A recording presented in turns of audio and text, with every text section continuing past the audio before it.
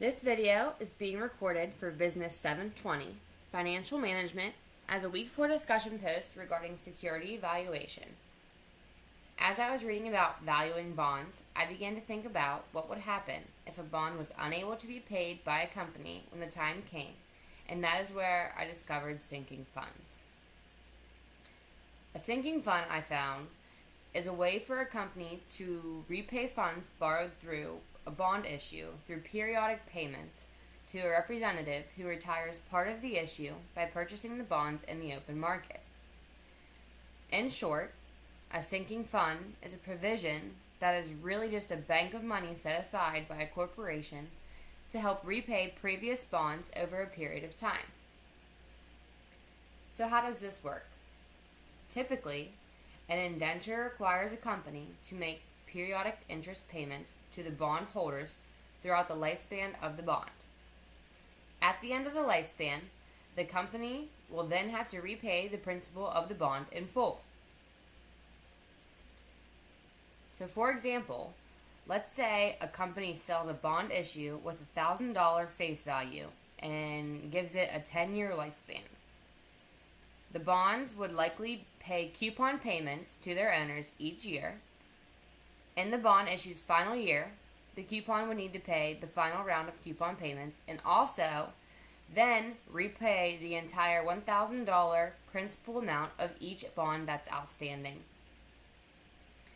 This could pose a problem for some corporations. While it may be very easy for the company to afford small, relatively minute $50 coupon payments each year, repaying the $1,000 might cause some problems, especially if the company is in poor financial conditions when the bonds come due. Even if the company is in good financial state now, it's hard to say where they will be when the bond is to be repaid. So what are the reasons for a corporation to create a sinking fund? What I understand is that it's mostly a security blanket. A sinking fund lessens its risk of the company being short on cash 10 years from now. By paying off a portion of its debt each year, the sinking fund, the company will face a much smaller final bill at the end of the bond's 10-year lifespan, if the bond has a 10-year lifespan. As an investor, one needs to understand the consequences a sinking fund can have on bond returns.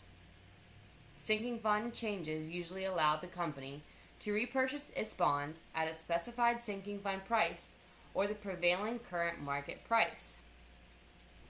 Because of this, companies generally spend the dollars in their sinking funds to repurchase bonds when interest rates have fallen, which is lower than the market price.